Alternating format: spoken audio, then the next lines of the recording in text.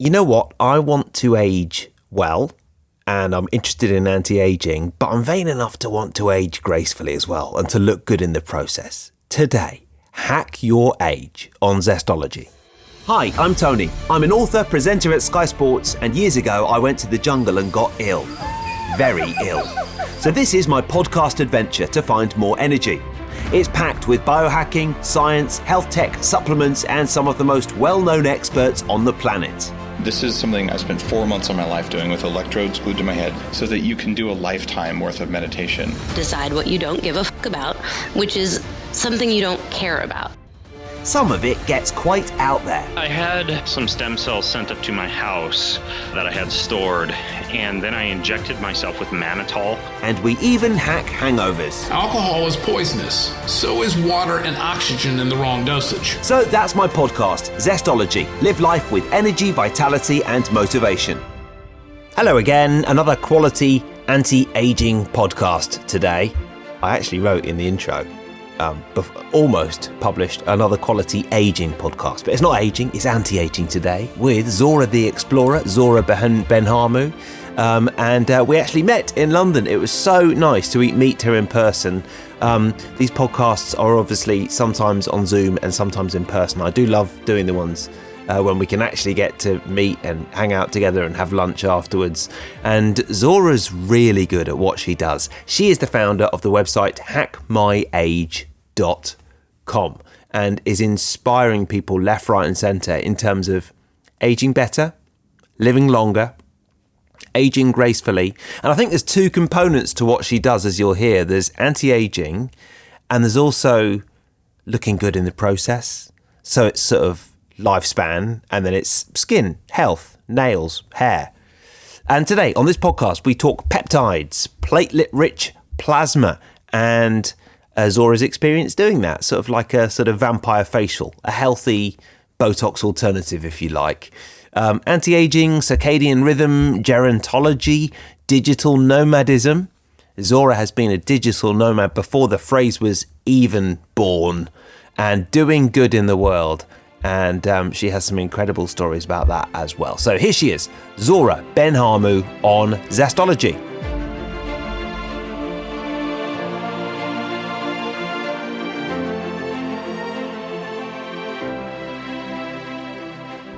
Right, should we get started? Let's get started. It's so good to see you. Thanks. It's great to see you finally in person. My goodness, we are actually here in a tinny little room in 180 Strand in central London. Yeah. The sound quality is suspect, but this is the room we've got. Thanks for coming in to see me. Oh, no problem at all. Yeah. It's a real pleasure. Yeah, well, when we first chatted, I remember saying to everybody, Alison, who I work with, and Faith, my wife, I really want, to become friends with Zora, but I don't want to be too keen. So I'm glad you've actually come in and we can chat more in person. Yes, now I'll have to meet the rest of the family too. Yeah, definitely. Yeah. So what are you doing in London? London, I'm here for the Profound Health Summit, which is a peptide conference. So peptides are just, for me, next level. And I absolutely think this is really going to be something people are talking about now in the future of medicine, I believe. And many ways to take peptides. So I'm just there to learn and meet some of these experts and then share the information with everyone else. I thought of you this morning because I put my copper peptides on my face and I learned about them from you. Yes, well done. Yeah, they're good. I do think they make a difference. Yeah. But I know that people use them for healing as well, don't they? For healing, I'm not as well versed in copper peptides for healing, but I can see maybe not copper peptides, but other peptides. Oh, peptides. Yeah. Yes. Well, that's why it's very, very well known in the peptide community. That's where it all started, where there's bioregulators, which you take as supplements. There's some as nasal sprays that you can take, creams, gels. Injections would be the next, the most effective. So I think there's a whole level of how to take peptides, which are basically short chain amino acids. Yeah. And so when you take them, for many things, people who have heart problems or people who have have liver issues, every organ of the body, there's a special peptide that's made for that. And it's also, for not just for skin, hair and nails. Yeah, I know it's supposed to be even better for hair than it is for skin. Yeah. peptides. Yeah. Can you use it for sort of muscle growth and sort of healing? And, I mean, I was sort of thinking like if you had a dodgy knee, or I find it really hard I've got chicken legs and I just cannot build muscle. So I wonder if you could use it for that. I don't know if you can or not. Yes, there is. I think it's GHKU. I'm certainly not the peptide expert, Will be but after this week. After this, yeah. So I'll look and learn more. But GHKU, I think, is what it is, and that helps with muscle growth. But peptides is kind of like a cocktail. You want to find your cocktail. So it's good to talk to somebody who is an expert or who can guide you with these things and say, I've got this issue, just like you told me. I know they would recommend cartilage peptides to you. So you can take peptides that will help you build your own cartilage, protect your own cartilage. Yeah. And so I get, I used to get PRP, platelet rich plasma injections. Did you? Yeah, like a vampire facial. Yes. Well, I was doing it for my knee and my hip. Okay. And so knee is totally resolved. And then when I started the hip one, I discovered peptides. So I said, I'm going to stack my peptide treatment with the PRP treatment. And that would help with so the PRP is there to reduce the inflammation and help as well build the cartilage, at least the cocktail that my doctor was giving to me. And I asked him, I said, can I support it with the peptides? And he said, absolutely. It's like wonderful combination. So yeah, I think, and we measure the cartilage. Like when I get these injections, I go back for a second or maybe a third if I need, and we can see the growth of the cartilage. So I know something's working, right? Whether it's his injection or the cartilage, I think it's a great approach. And it's the peptides I was taking were bioregulator peptides at times. So it's considered a food like a food supplement. So really no side effects. Yeah, well, it's peptides. Bioregular peptides are made from, not always, but the ones I was taking from animals. So they take animal tissue and then they break it down. It's like Dr. Bill Laurence, who's doing some incredible studies on peptides. He calls them like eating mini steaks. Mini steaks. Okay, well, I'm down with that. Yeah, so it's pretty safe. Yeah. Have you done a vampire facial before? Yes, I did. Not exactly the vampire facial that you'd see Kim Kardashian, but the guy who was injecting me with my hip issue, he has to take 4 vials of blood, spin it in a centrifuge, and he chooses the best one. Yeah. And then he says, you got such great blood. I was so happy. I had to record that. He says, your blood is amazing. Let's use it in your face just to not throw it away. Would you like that? And I said, bring it on, right? Because especially if you're thinking people would be afraid of Botox or fillers or other things, I think those vampire facials or PRP facials is a great alternative. It stimulates your own collagen. It stimulates cellular turnover. You don't see it on the first day. It takes about 4 to 6 weeks before you start to notice the difference. So you need to be a little patient. Wow. But it's a very natural way to enhance your skin. It's not Botox where it's going to take out a line, but it will give you a nice glow. It will even up the skin tone. It's helping with the collagen and all that. So, and after the process is done, I believe what happens is you actually, because what they're doing is they're taking the blood out, as you say, they're spinning it around. Yeah. Then it's platelet rich and then putting it back in the skin. And what that involves in the face is lots of small little injections into the face. Is that right? Yes. So then it's not like you can just sort of go out for dinner that night with a load of friends, because it looks like you've had a load of small injections in your face. Well, that's a more aggressive. That the vampire facial can be very aggressive. So I was afraid of that, and he said, "No, don't worry," because he doesn't do as many. It is not necessary the way he's done it. I think they're different techniques. So I haven't done the one where you look bloody. Literally, you look bloody and horrible when you get out of there. And I was worried, and he said, "No, I had not one blood clot or blood, scar. I had nothing, no bruising." I could have gone out that night, no problem. Wow. I didn't see, you don't see like you don't have this wonderful glow or something because you just injected yourself with your own blood. Yeah. You have to wait several weeks for that to happen. After several weeks, did you feel like it have made a difference? I feel I did, but I was using it in combination with the peptides. Okay. So I did have several people tell me, and after about 4 5 weeks, your skin looks really good. Great. And there was definitely a change, but I didn't do the full on biohacking where I should have just isolated, because I wasn't expecting to be offered to me. So I just took it, but I was taking the copper peptides and some other other great peptides for a face. And where is this all related to stem cells? There's a stem cell element to platelet rich plasma, isn't there? Yeah. Well, stem cells are taken, that's to me what I was doing my research on, if I should do this technique or not. I was seeing these videos of people pulling out the stem cells from their spinal cord, and it just looked horrible, like banging a hammer on the back, and it was so invasive, so aggressive. I got really scared, so I didn't go down that route. But it is it has a similar effect as the stem cells, because you are asking your body to regenerate and heal a part that is damaged. And then when you're talking about the injecting it into your face is also micro damage as well, and the skin is starting to heal. But I don't know the clear difference between stem cells and the PRP. I just know that it is less aggressive to do the PRP. Stem cells are much more expensive to do, a much more aggressive technique, and perhaps a better outcome. Right? Yeah. But I got a great outcome with just the PRP. But the thing about the PRP, this is the platelet rich plasma. Yeah, this is where they're separating the platelets and the plasma in your blood. This is the way my doctor puts it, if you don't have a good diet and lifestyle, your blood is not going to be good quality, and the process will not work as well, or if at all. So that's why he looks at the blood, and he has a color chart. And if it's not the right color and it looks like it's not high quality blood, he doesn't do the injection because he says it's not going to work. And then I'm going to get a bad reputation that my therapy doesn't work. Because when I did the research, when I was looking at all the studies on PRP before I did this, I was kind of scared about injecting something in me. It had like between a 30 and an 80% success rate.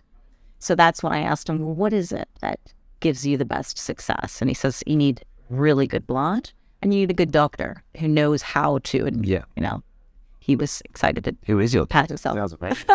Dr. Recatero is a Spanish guy. He's in Spain. He actually now is traveling, and he will come to your home. Where is he in Spain? I'll go to Spain or something. Oh, yeah. You would have that. So I'll go to. Are you? Oh, wow. He's in Marbella. I have a feeling 3 days of Valencia weather and some good food and wine will make me feel a lot better. 20 years. Why don't you come to Marbella? That's the place to be. Please, yeah. You've got a home. Always welcome to stay there. Oh, amazing. Interrupting this podcast for one moment to let you know that it is brought to you by my podcast partners and a scientific breakthrough in anti-aging and longevity. Age beautifully and feel younger with healthy hair, skin and nail growth by taking Spermidine Life. Spermy you what? I know, Spermidine. I mean, well, you've probably heard me talking about it now on this podcast. And studies have shown Spermidine may transform your cellular health, cardiovascular function, and improve memory, immune function, and sleep by enhancing autophagy. Spermidine Life is the only clinically tested spermidine supplement that promotes cellular health and longevity. And as you know, it is very popular in my house. We really do believe in the power of spermidine. I first heard about it when I interviewed Dr. David Sinclair, the absolute foremost expert on longevity. He's been on this podcast as well, and he's on the board of Spermidine Life. And if you go to spermidinelife.us and use the code TONY20 at checkout, you will get 20% off. That is TONY20 at checkout. It's possibly time for you to try Spermidine. Yeah, I know. It's just it's one of those names that you'll never forget. And if it helps you live 20 years longer or 20 years better at the end of your life, you won't forget it either. Now, back to the show. I wanted to talk to you because obviously your speciality is anti-aging, isn't it? And you've done so much research in that area, especially since we first met. And one of the things I've been looking into a lot recently is light and the impact that light, and now I'm tuning into the impact that light has on me. And we were speaking a little bit about light in terms of eyesight. and I'd been really thinking about light and circadian rhythm. The impact of light on me and my energy levels early in the day, and how this sort of, running a business and being an author, I spend a lot of time indoors looking at a laptop. And then I've been thinking about it because my son has just started, he's been with a childminder for the last couple of years, and they spent all day outdoors, and they were in the park, and they'd go to the playground, and they were just outside all the time. And now he's gone to a lovely local nursery, which is really nice, but spending most of the time indoors. And he's waking up over half an hour earlier every day, which is, the difference between 7 and about 6:20, 6:30 as a parent, and he is lying next to us in bed at the moment. It's big. It is. And I was thinking, maybe it is just a sec. He's not spending as much time outside. Yes. So what have your investigations produced in terms of light? How much did you look at light in your studies? I know you did a master's as well, didn't you? Yes, I did a master's of gerontology. Yeah. So gerontology is the study of aging from not only a biological perspective, but from a psychological perspective and sociological perspective. So we do study older adults. We focus a lot on them, but we have to look at the whole life course from birth to death. Yeah. So we look at childhood experiences or any experience in your life during that life course will impact your genes, the diseases that you may or may not have. And so it's really, really important to look at the whole life course perspective when you have something that's going on. Or if you're worried about your parents and you see they have Alzheimer's, does that mean you'll get it? Well, I don't know. You may have some genetic predispositions, but it may depend on how you've been living your life throughout the life course. So that's what gerontology is, and that's what we've learned. And interestingly enough, we didn't talk a lot about light, and I asked about sleep, and I asked about breathing, right? It's the biohacker in me. Yeah. And this is a research-based university. I went to USC and University of Southern California. And so I think whenever I brought this up, absolutely, it was recognized that this is an important part of aging. And we do know that being outdoors and being in the Good. So it's making it over to the mainstream as well as the sort of biohackery fringe, like you and I. They do acknowledge at USC that does make an impact. Yes. Yeah. Yes. Yeah, they do. But they don't have. It's not a big. It's because I asked. It's not like they had a whole curriculum on sunlight or breathing, which I would love to have. So, what about your personal practice then? What do you, in terms of your own personal sort of light? I mean, there might not be a practice, but do you make sure to go outside early in the day? Are you sort of blue blocking at night? What are you looking at in terms of light? Yeah. So what we know is that our circadian rhythm is affected by light and food and many other things too. But light does have a huge impact. And you're spot on. Seeing this with your son is, why is his sleep disrupted? Could very well be because the amount of times. And not only, it's not that it's just the sunlight, right? But it's what are you doing when you're outdoors too that has an impact. He's running around. So you could be sitting on a bench or running. And that will have a different impact too on the physiology. But just the fact that you're outdoors is already something, and that's a huge plus. And so we do know that the spectrum of light that we get from all different parts of the day have an impact on your health and your well-being. And that's why we say the red light that we see in the sunrise or in a sunset has a different impact on your body than if you're just walking around in the middle of the day. And there are benefits to all these spectrums. Unfortunately, how many times do you get to watch a sunrise or a sunset? I mean, most of the time it's grey here in London anyway.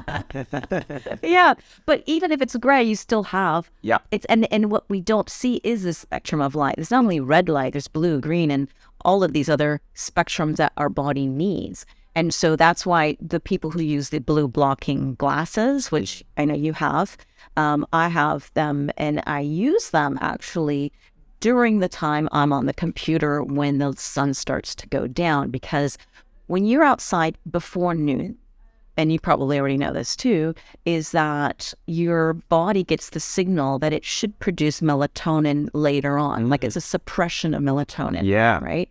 We don't want to have melatonin in the morning because we need to move around and get on with our day. And then as the sun goes down, we turn on all the lights, we look at our phones, we're on our computers. The body thinks that it's still daylight and it's not ready to produce melatonin. It's going to say, push it down till later. So that's why if you shut your computer, you try to go to sleep, well, good luck, because your mind is not only run because of the information that you're processing from that last email, but it is because the blue light that's coming from the computer. And I don't want to say blue light is bad. We need blue light in the morning, right? We need it during the day. But that's the interesting thing about what you said. What you do in the morning, early in the morning, has an impact on your sleep. And I just think that even people who are really well versed in that stuff forget that, getting outside in the morning is so important, especially with working from home. What do a lot of people do? They just get up and start working because you can. Go for a walk first thing. It's the most productive time in the day, isn't it? You want to get to it. Yes. But actually so important. The problem is when you want to be productive, but you've got all these lifestyle practices to weave into your day at the same time. It can be, need to go to the gym for an hour, need to go for a long walk outside. Yes, you do. Actually, my morning routine could take, if I have, time, I do 3 to 4 hours. By the time I wake up, I do a little meditation. I watch the sunrise as when I can. And then I would do my exercise for about an hour. And then I would go home, make a nice meal. For me, food is super important. And so I would spend the time to make a great breakfast.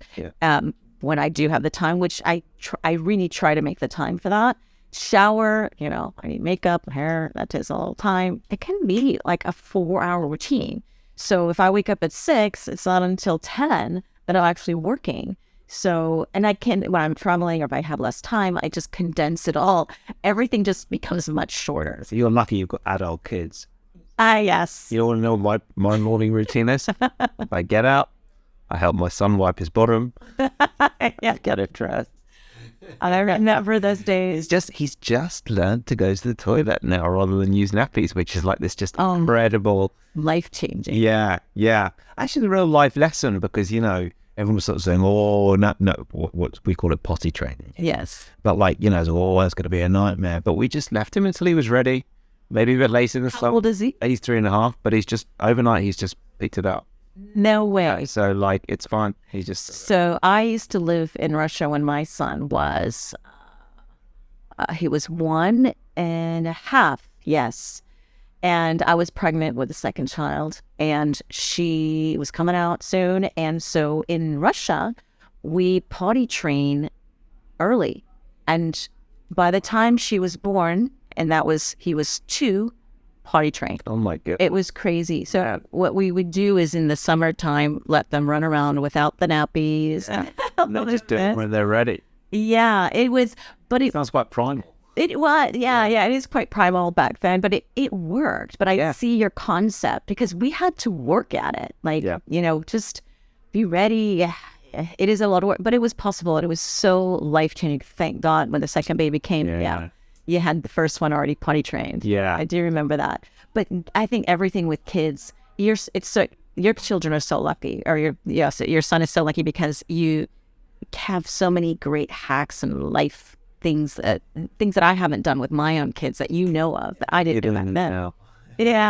Yeah. Young adults. But as we know in gerontology, these things, the things that happen early on in childhood have a serious impact as an adult. Yeah. And so having these wonderful biohacking knowledge that you have is going to impact your kids and your hopefully grandkids one day. So well done. I think that's thanks. Good. Yeah. No, I mean, listen, we've put a lot of thought into parenting. We've read some really good books about it. There's a very famous one in this country called The Book You Wish Your Parents Had Read and That Your Kid Could Wish That You Have Read. That's a great. And it's very good. It's by Philippa Perry. And that, this sort of gentle parenting approach is one, but absolutely, it makes you think, wow, the things that happened to me in the first 3 years of my life are still impacting me now. Yeah. So, it's quite a responsibility, isn't it, being a parent?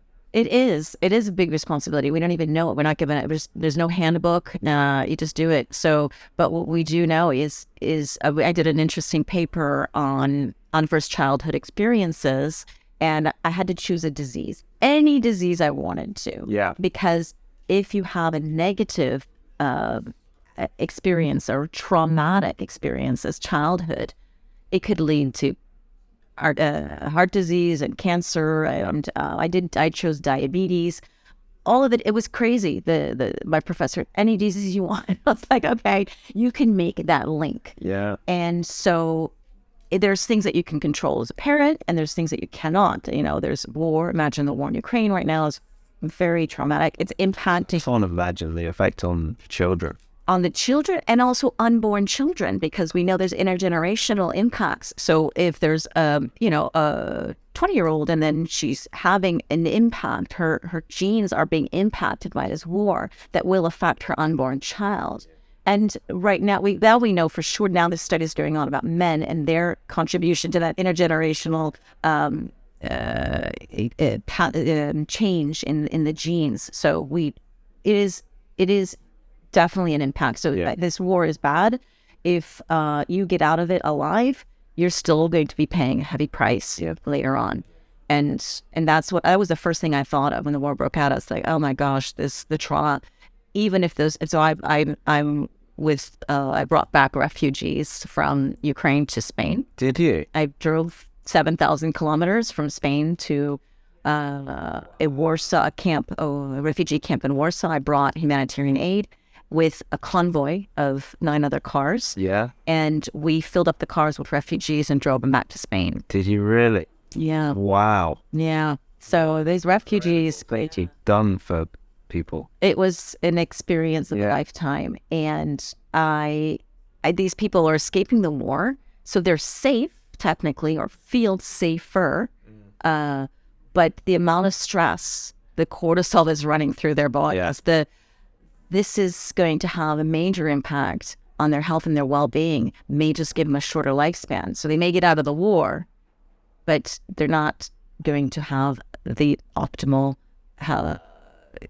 health conditions that if enough of this happen. It doesn't mean they're doomed. They just have to work harder at it and be aware that, maybe I'm more vulnerable now to certain diseases. Or when that happens, they can look back and go, this week we know we have the information from the Holocaust survivors and all that passes on, how their health is impacted over time and how that passes on to the next generation as well. Yeah. Generational trauma.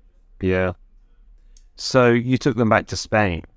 And then did they have places to stay in Spain? Yes. Yeah. So there's an agency we worked with called Madrina, and they are located in Madrid, and they found homes or, Spanish families who took them in and helped them and got their paperwork done and made them legal and all this stuff, because this was just on the fly. Yeah. All of Europe has been taking. Yeah. Yeah. I've got 2 friends in London who are hosting Ukrainian families, and it's intense for everybody, because originally it was going to be 6 months. Well, of course, that's, that could be 6 years now. And I just really admire them, because it's, it's a real commitment and it's doing something incredible for people. It's a big commitment. It's a big responsibility. And some people weren't prepared. You think, it's just going to be a couple months. Yeah. It turns into 6, turns into longer. And they're humans like any other humans that are... some are wonderful and help and contribute. Some are just, expecting things to happen and come to them for free. We have all different kinds of people. So the chemistry between the families, sometimes it works, sometimes it doesn't. Yeah. And so it can be a stress for a lot of people. But I think those people who have made that commitment, and it's my hat off to them, because it's a lot harder, I think, than any of us expect. I think by the way, just prepare you that we've got this room booked until 12, so there might be someone coming to kick us out. Okay. I personally think that the best hack that works for me the best is sort of related to what you've been talking about, in that I think I can tend towards being quite stressed and anxious, and my cortisol levels are high, and obviously I've been through nothing like what those poor people that you've helped have been through. And yet everything for me works better when I do so. Reduce my stress levels, reduce my dopamine levels, and my stimulation levels. I just switch off. How do you? I know you're wearing a ring and so am I. When I go on holiday, how do you do that? I go on holiday a lot. Well, I try anyway, even if I'm just going next door. Just taking time out has such a huge impact for me. And you see it on your Aura Ring scores. Oh yeah. I mean, you can just plot the highest scores ever are on the months of a big holiday or the month after. Interesting. So your hack for stress that works best for you is taking time off for a day or two a week and going on a sort of vacation. Yeah. Yeah. Unfortunately, that is not very compatible with my very type A personality, but it's good that I know that because it makes me do less. But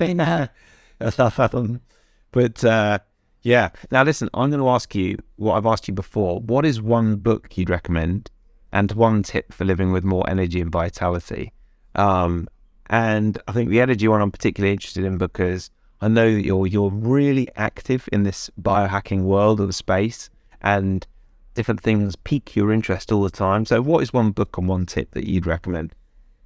I wish I was prepared more for this. But there's so many books like you and I, and like you, I'm a podcaster, so I need to read a lot of books. Yeah. And before we do the interview, and I have to say my niche. Well, you actually read the books before you interview.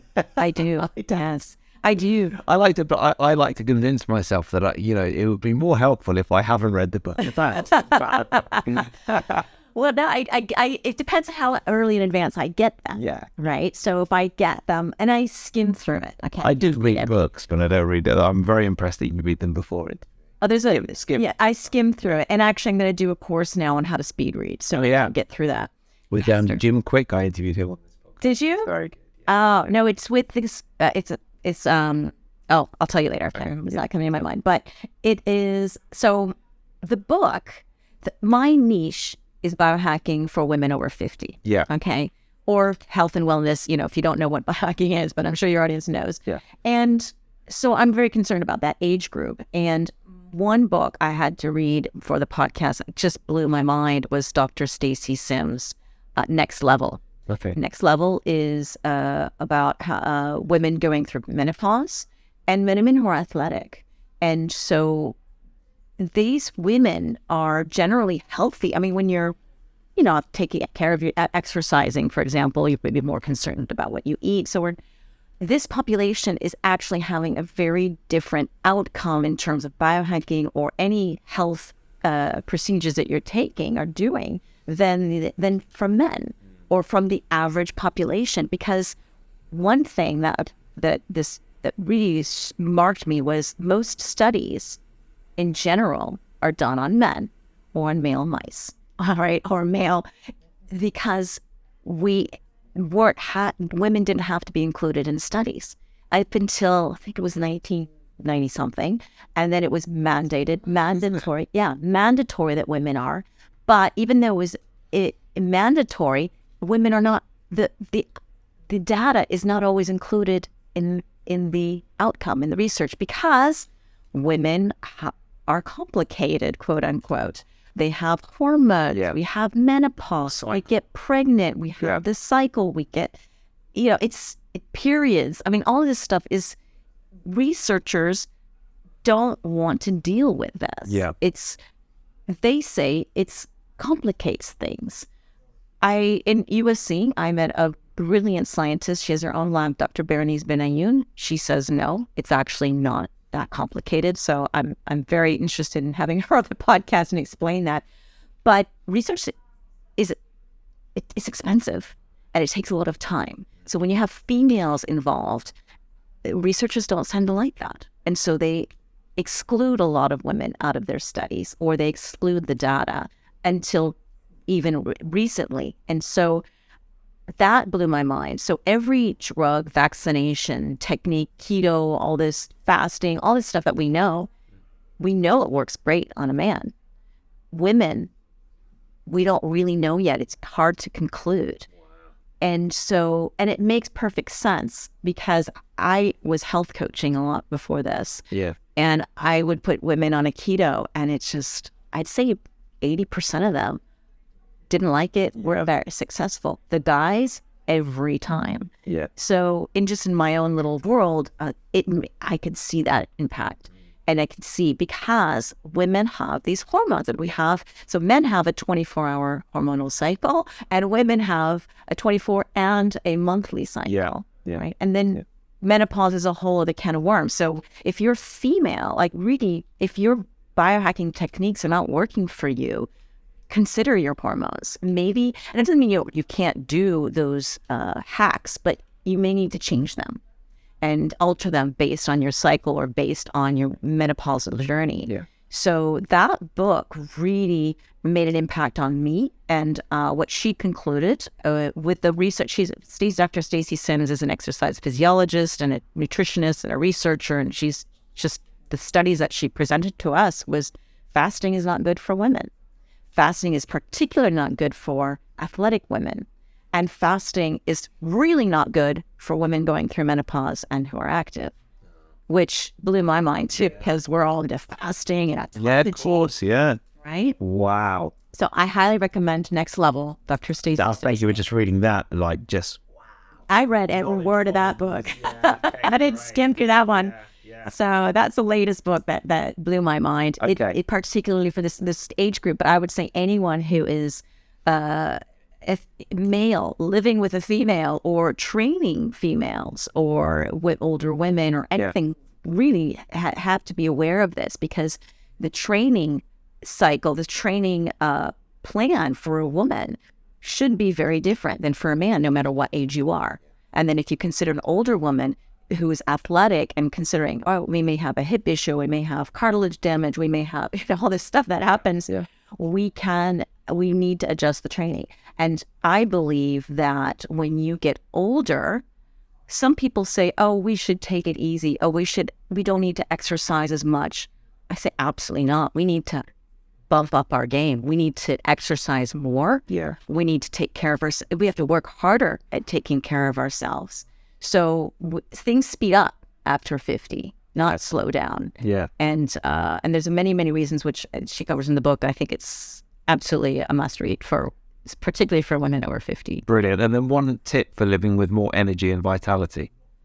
I'd say let's go back to the sunlight. Yeah. Right? I think sunlight makes a huge impact. My motto is wake, water, walk. Wake up, drink your glass of water, and go outside. Even if it's 15 minutes, you need that light, that spectrum of light to hit your eyeballs, to be able to set the circadian rhythm, not only your circadian rhythm for sleep, but your circadian clocks in your organs and your cells. Everything gets the message.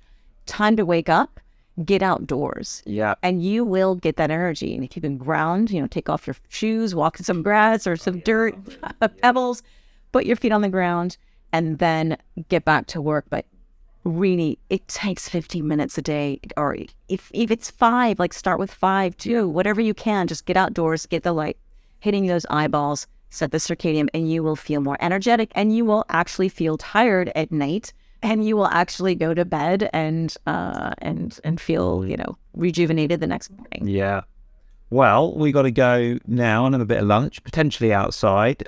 We call a lovely daughter who's here as well. Does she roll her eyes when you're going through all your biohacking routine? Yes. But she seems sort of quite on board with it. She knows. Yes, she knows it works, and she's tried some of them. And so, but she's 22, and I think some of the stuff we do is kind of crazy. She saw me with my mouth tape last night. We were sharing a bed. And and when we share a bed, she sometimes goes, Mom, you snore or whatever. And I said, okay, I'm putting on the mouth tape. Yeah. Last 2 nights, nothing. So my son, who's 3, thinks the mouth tape is very odd. He can't really get his head around. Oh, they make it for babies too. Babies and small kids, yes. That's where the training comes in. So I did the Oxygen Advantage breathwork training. So another hack, I have to say, if I had to choose one, probably breathing as well. Yeah. So as an instructor, I'm so passionate about breathing and breath work. Yeah. And we had some dentists on board in our training, and they're seeing children who are mouth breathers and how it's changing the structure of their mouth, and it's not good for everything. Okay, I want to go into the deal, but the one person I talk a lot with who's a dentist says mouth taping or getting your kids to close their mouth while they're young is imperative. Yeah. Yeah. So try to get him to wear the mouth tape, or if you see him with his mouth open, just gently close it. Teach him how to become a nose breather. Yeah. Yeah. Very good. Well, lovely to see you. Where can people find out more about everything you're doing? they can go to hackmyage.com. And as always, Hack My Age, Instagram, Twitter, Facebook. And we've got a group, the Biohacking Women 50 Plus group on Facebook. They can join that group, and that's where we have a lot of chat. You're doing a good job. Let's go and have some lunch. Yay!